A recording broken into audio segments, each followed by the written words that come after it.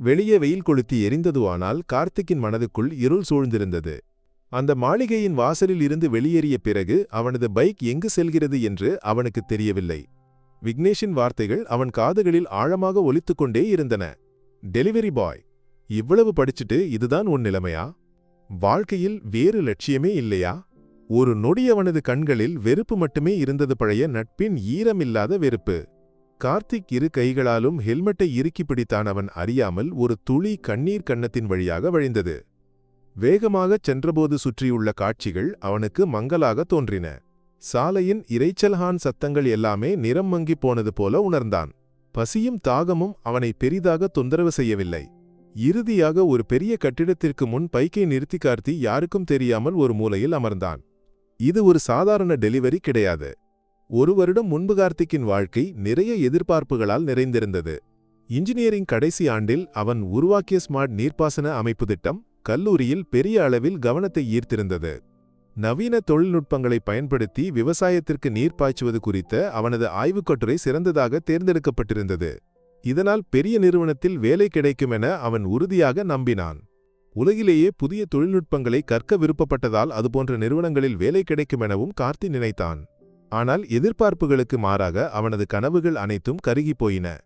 இன்று அந்த கனவுகளுக்கு மேல் ஒரு டெலிவரி பாயின் வாழ்க்கை அவன் தோள்களில் ஒரு பெரிய சுமையாக இருந்தது.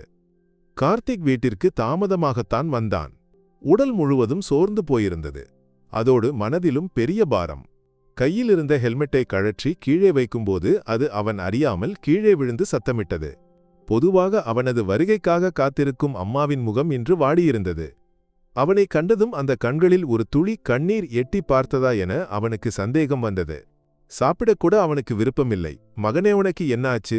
ஏதாவது சாப்பிடு என அம்மா மென்மையாக கேட்டபோது, ஒன்றுமில்லைம்மா, எனக்கு பசியில்லை என்று மட்டும் சொல்லி அவன் தலையை குனிந்தான். அம்மாவின் கண்களில் வலியிருந்தது என்பதை அவன் உணர்ந்தான்.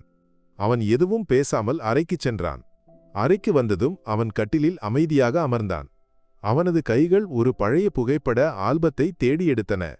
அதிலிருந்த ஒவ்வொரு படமும் அவனை பழைய நாட்களுக்கு அழைத்துச் சென்றன. விக்னேஷும் கார்த்திக்கும் ஒன்றாக நிற்கும் ஒரு படம் அவன் கண்களில் பட்டது. பள்ளிப் பருவத்தில் கார்த்திக்கும் விக்னேஷும் நல்ல நண்பர்கள். விக்னேஷுக்கு படிப்பில் பெரிய ஆர்வம் இல்லை. எல்லா தேர்வுகளிலும் கார்த்திக் தான் அவனுக்கு உதவியாக இருந்தான். நீ எனக்கு உதவுவதால்தான் நான் தப்பித்தேன் என்று விக்னேஷ் பலமுறை அவனிடம் கூறுவான். அவன் வார்த்தைகள் நேர்மையாக இருந்தன. என்னைப் போல திறமையானவனாக மாற வேண்டும் என்று சொன்னது சும்மா இல்லை. அவனது கண்களில் கார்த்திக்கின் மீது பெரிய மரியாதை இருந்தது. கார்த்திக் விக்னேஷுக்கு பாடம் சொல்லிக் கொடுக்க நேரம் ஒதுக்கினான். கணக்கை ஒரு பயங்கரமான ஒன்றாக பார்த்த விக்னேஷுக்கு அவன் எளிதான வழிகளை கற்றுக் கொடுத்தான். தேர்வில் நாம் இருவரும் ஒன்றாக வெற்றி பெறுவோம் என்று சொன்னபோது விக்னேஷ் அவனை கட்டிப்பிடித்து நன்றி சொன்னதை கார்த்திக் வலியோடு நினைத்து பார்த்தான். அந்த நட்பு எவ்வளவு உண்மையானதாக இருந்தது. இன்று அந்த நட்பின் ஈரம் கூட அவன் கண்களில் இல்லை. தான் கடின உழைப்பால் பெற்ற அறிவு ஒரு துணையுமில்லாமல் போனபோது படிக்க விருப்பமில்லாத விக்னேஷ் ஒரு பெரிய தொழிலதிபராக மாறியிருந்தான். அன்று இரவு அவனது எல்லா எதிர்பார்ப்புகளும் ஒரு நொடியில் இல்லாமல் போயின. கார்த்திக் இரவு முழுவதும் தூங்காமல் கிடந்தான். ஜன்னல் வழியாக வெளியே பார்த்து அவன் யோசித்தான். எப்போது எல்லாம் மாறியது? எப்போது நான் ஒரு டெலிவரி பாய் ஆனேன்? விக்னேஷ் ஒரு தொழிலதிபரானான். அவனது மனதில் விக்னேஷுடனான ஒவ்வொரு நொடியும் பளிச்சென தோன்றியது. 10ஆம் வகுப்பு தேர்வுக்கு ஒரு நாள் முன்பு விக்னேஷ் கார்த்திக்கின் வீட்டிற்கு வந்து படிக்க உதவ வேண்டும் என்று கேட்டதை அவன் நினைத்தான். அன்று அவர்கள் இருவரும் சேர்ந்து இரவு முழுவதும் உட்கார்ந்து படித்ததையும் ஒவ்வொரு கணக்கையும் அவனுக்கு புரிய வைத்ததையும் அதனால் அவன் அந்த தேர்வில் வெற்றி பெற்றதையும் அவன் நினைத்தான். அன்று விக்னேஷ் அவனுக்கு நன்றி சொல்லியிருந்தான். அது மட்டுமல்ல, கல்லூரியில் கார்த்திக் ஒரு ரோபோட்டிக்ஸ் போட்டியில் வெற்றி பெற்றபோது விக்னேஷ் அவனை கேலி செய்து வெறும் பிள்ளை விளையாட்டு என்று சொல்லி கிண்டல் செய்திருந்தான். படிச்சா எந்த பயனும் இல்லாத விஷயங்களைத்தான் நீ படிக்கிறாய் என்று விக்னேஷ் அன்று சொன்னதையும் கார்த்தி நினைத்தான். இந்த நினைவுகள் அனைத்தும் அவனது இதயத்தில் ஒரு வலியை விட்டுச் சென்றன. ஒவ்வொரு முறையும் விக்னேஷ் அவனை கேலி செய்யும்போது அவனது மனதில் பழைய நல்ல நினைவுகள் ஒரு பாடப்புத்தகம் போல திறந்தன. கார்த்திக் கல்லூரியில் படிக்கும்போது பொருளாதார நெருக்கடிகள் காரணமாக விக்னேஷ் படிப்பை நிறுத்திவிட்டான். என் அப்பா ஒரு தொழில் தொடங்கப் போகிறார், நான் அவருக்கு உதவ வேண்டும் என்று விக்னேஷ் அன்று சொன்னதையும் கார்த்தி நினைத்தான். அன்று கார்த்திக் விக்னேஷுக்கு ஆதரவு கொடுத்தான். இன்று அந்த தொழிலில் விக்னேஷ் ஒரு பெரிய வெற்றியாளராக மாறியிருந்தான். ஆனால் கார்த்திக்கின் படிப்பு எந்த வேலைக்கும் அவனுக்கு உதவவில்லை. இந்த நினைவுகள் கார்த்திக்கை மிகவும் பாதித்தன. அவனது கனவுகளும் எதிர்பார்ப்புகளும் கடின உழைப்பும் அனைத்தும் வீணாகி போய்விட்டனவா என்று அவன் யோசித்தான். அவனது மனம் ஒரு பெரிய போர்க்களமாக மாறியது. ஒரு பக்கம் அவனது பெருமை, மறுபக்கம் அவனது தோல்வி. இந்த போராட்டத்தில் அவன் எங்கு செல்ல வேண்டுமென்று அவனுக்கு தெரியவில்லை. மறுநாள் காலை கார்த்திக் அறையை விட்டு வெளியே வந்தபோது அம்மா சமையலறையில் இருந்தாள். அவனைக் கண்டதும் அம்மாவின் முகம் வாடியது. மகனே, உனக்கு காய்ச்சல் வந்தது போல இருக்கிறதா என்று அம்மா கேட்டாள். அவனது கண்களில் ஒரு வலி இருப்பதை அம்மா உணர்ந்தாள். அம்மா அவனை வற்புறுத்தி நாற்காலியில் அமர வைத்தாள். மகனே, வேலை போய்விடுமென்று பயந்து நீ இப்படி வருத்தப்பட வேண்டாம் என்று அம்மா சொன்னாள். அது இல்லம்மா என்று சொல்லி அவன் தலையை குனிந்தான். இப்படி ஒரு வாழ்க்கையை நான் விரும்பவில்லை. நான் எவ்வளவு படித்தேன், கஷ்டப்பட்டேன். இருந்தும் எனக்கு இப்போது ஒரு டெலிவரி பாய் ஆகத்தான் விதி. அவனது கண்கள் நிரம்பி வழிந்தன. என் படிப்பு ஒரு மதிப்பும் இல்லாததாக போய்விட்டது. அம்மா அவனை அணைத்துக் கொண்டாள். படிப்பு ஒருபோதும் வீணாகாது மகனே. இந்த கஷ்டங்கள் உனக்கு நிறைய விஷயங்களை கற்றுக் கொடுக்கின்றன. இந்த வருத்தமெல்லாம் ஒரு நாளைக்குத்தான், அதன் பிறகு உன் வாழ்க்கை மேலும் சிறப்படையும். அம்மாவின் வார்த்தைகள் அவனுக்கு ஒரு நிம்மதியை கொடுத்தன. அன்று மாலை கார்த்திக் பிரியாவை பார்க்கச் சென்றான். வழக்கமாக சந்திக்கும் இடத்தில் அவனை பிரியா காத்திருந்தாள். ஆனால் அவளது முகம் மங்கியிருந்தது. கண்களில் ஒரு பயத்தின் நிழல். கார்த்திக் அவளுக்கு அருகில் சென்று அமர்ந்தபோது அவள் அவனை உற்று பார்த்தாள். கார்த்திக், நான் இன்று உன் வீட்டிற்கு வரப்போகிறேன் என்று அவள் சொன்னாள். எதற்காக என்று கார்த்திக் கேட்டான். நம் திருமணத்தை பற்றி பேச. கார்த்திக்கின் இதய துடிப்பு அதிகரித்தது. அவனுக்கு மகிழ்ச்சி ஏற்பட்டது. அப்படியானால் நீ என் கூட இருக்கிறாயா என்று அவன் கேட்டான். ஆனால் பிரியாவின் முகத்தில் மகிழ்ச்சி இல்லை. இந்த வேலையை நீ தொடர முடியாது கார்த்திக். என் பெற்றோர்கள் உன்னை வெறுக்கிறார்கள். அவர்கள் உன்னை பற்றி எப்போதும் மோசமாக பேசுகிறார்கள். அவளது வார்த்தைகள் கார்த்திக்கின் இதயத்தில் ஒரு கத்தியைப் போல தைத்தன. உன் வேலை ஒரு டெலிவரி பாய் என்பது அவர்களுக்கு பிடிக்கவில்லை. அவர்கள் என்னுடன் நிறைய சண்டை போட்டார்கள். நான் உன்னை விட முடிவு செய்யவில்லை என்றால் அவர்கள் என்னை கைவிடுவார்கள். என்னால் என் பெற்றோர்களை கைவிட முடியாது. பிரியாவின் கண்களிலிருந்து கண்ணீர் வழிந்தது. ஆனால் என்னால் என் கனவுகளையும் கைவிட முடியாது, கார்த்திக் சொன்னான். அப்போது பிரியாவின் அப்பாவும் அம்மாவும் அங்கு வந்தனர். அவர்கள் கார்த்திக்கின் வேலையைப் பற்றிச் சொல்லி கேலி செய்யத் தொடங்கினர். ஒரு டெலிவரி பாயைத்தான் நீ கல்யாணம் செய்யப் போகிறாயா என்று பிரியாவின் அம்மா கேட்டாள்.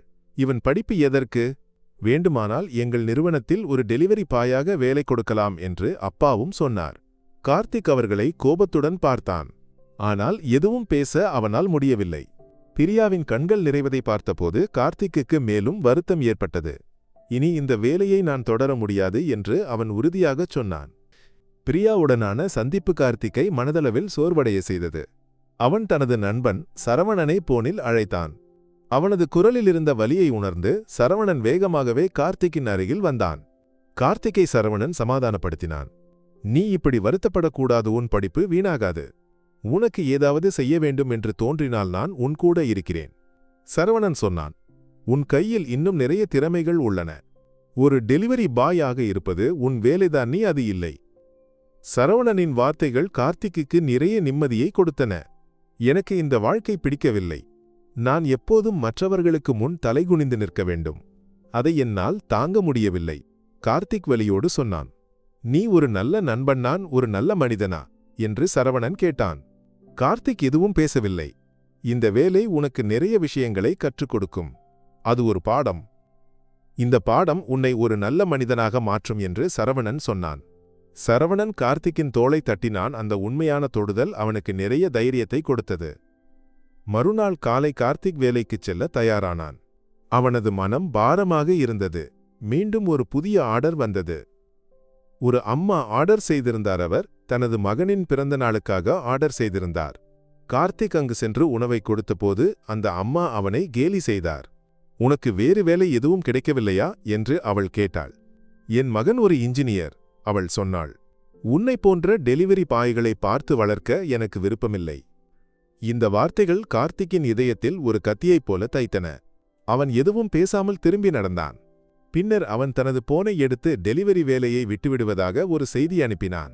அவனது முடிவை சரவணனுக்கு தெரிவித்தபோது சரவணன் சொன்னான். நீ ஒரு நல்ல மனிதன், உனக்கு என்ன வேண்டுமென்று எனக்கு தெரியும். கார்த்திக் வீட்டிற்கு வந்து அம்மாவிடமும் அப்பாவிடமும் தான் வேலையை விட்டுவிட்டதாகச் சொன்னான். அம்மா பயந்து அவனை பார்த்தாள். மகனே, உன் இந்த வேலை உனக்கு கஷ்டத்தை கொடுக்குமென எனக்கு தெரியும். ஆனால் ஒரு வேலையும் இல்லாமல் எப்படி போவது என்று அம்மா கேட்டாள். அப்பா எதுவும் பேசாமல் கார்த்திக்கை பார்த்தார். இனி என்னால் இந்த வேலையை தொடர முடியாது. நான் சொந்தமாக தொழில் தொடங்கப் போகிறேன், கார்த்திக் சொன்னான். உன் திட்டம் என்ன என்று அப்பா கேட்டார். நான் ஒரு தட்டுக்கடை தொடங்கப் போகிறேன், கார்த்திக் சொன்னான். அப்பாவின் கண்களில் மகிழ்ச்சியும் பெருமையும் இருந்தது. நீ ஒரு நல்ல முடிவெடுத்தாய், நான் உன் கூட இருக்கிறேன், அப்பா சொன்னார். அம்மாவின் கண்களிலிருந்து மகிழ்ச்சி கண்ணீர் வழிந்தது. என் மகனை எனக்கு நம்பிக்கை உண்டு, அம்மா சொன்னாள். அந்த நொடியில் கார்த்திக் ஒரு புதிய உலகத்திற்குள் அடியெடுத்து வைக்கிறான் என்று அவனுக்கு புரிந்தது. கார்த்திக் தனது அறையில் அமர்ந்து ஒரு திட்டம் தயாரித்தான். ஒரு சிறிய தட்டுக்கடை தொடங்க அவன் முடிவு செய்தான். அதற்கு எவ்வளவு பணம் வேண்டும், எங்கு கடையை தொடங்க வேண்டும், என்ன உணவு விற்க வேண்டும், ஒவ்வொரு உணவுப் பொருளின் விலை என்ன என்று அவன் எழுதினான். ஒரு தட்டுக்கடை தொடங்க சுமார் 10,000 ரூபாய் தேவைப்படுமென அவனுக்கு புரிந்தது. கார்த்திக்கின் கையில் இருந்தது வெறும் 2,000 ரூபாய் மட்டுமே.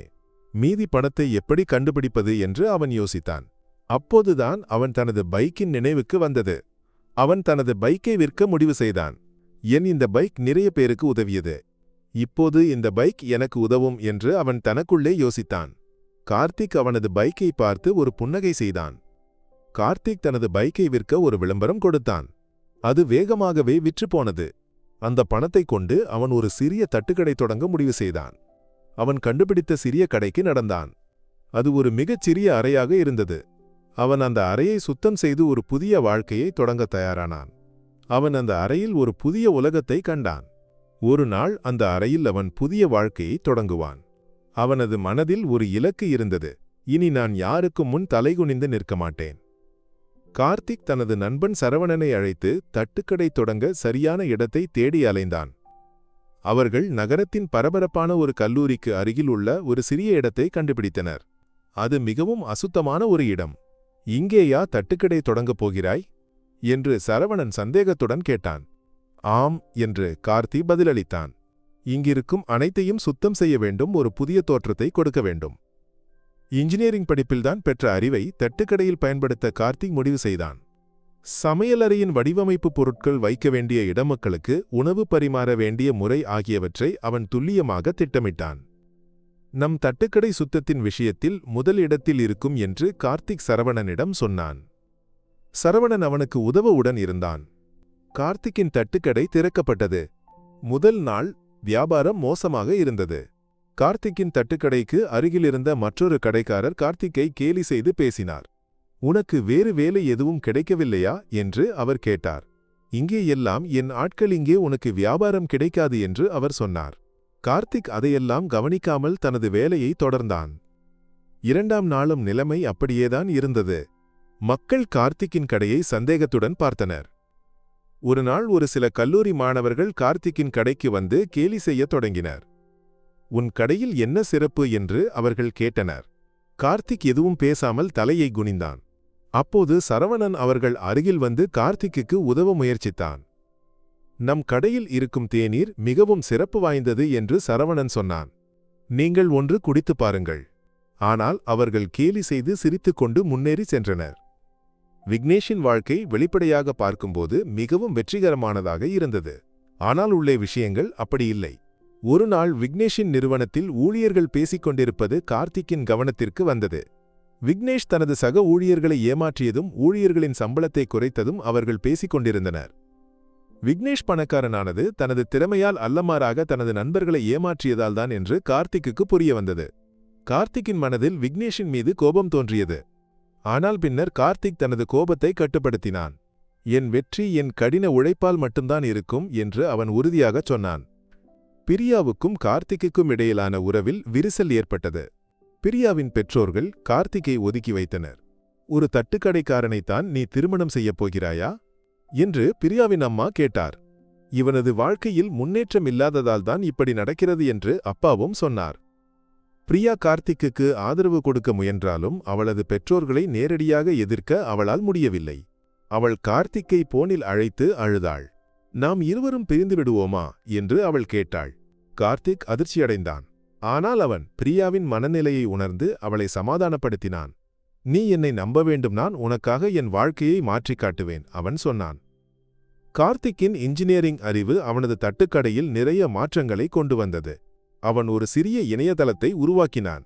ஆன்லைனில் உணவு ஆர்டர் செய்வதற்கான வசதியை அவன் ஏற்படுத்தினான். கார்த்திக் தனது கடைக்கு முன் ஒரு சிறிய பலகையை வைத்தான். அதில் இப்படி எழுதியிருந்தது, ஸ்மார்ட் தட்டுக்கடை. மக்கள் அதை கவனித்தனர். ஒரு நாள் ஒரு சில கல்லூரி மாணவர்கள் கார்த்திக்கின் கடைக்கு வந்தனர். அவர்கள் ஆன்லைனில் ஆர்டர் செய்தனர். கார்த்திக் அவர்களுக்கு சூடான தேநீரையும் சிறிய பலகாரங்களையும் செய்து கொடுத்தான். அவர்களுக்கு அது மிகவும் பிடித்திருந்தது.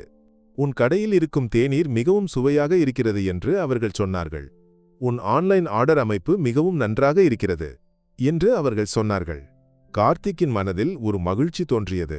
அன்று அவனது வியாபாரம் மிகவும் அதிகமாக இருந்தது. கார்த்திக் தனது புதிய வாழ்க்கையை கட்டியெழுப்ப முதல் அடியை வைத்துவிட்டான். ஒரு வருடம் கடந்து போனது.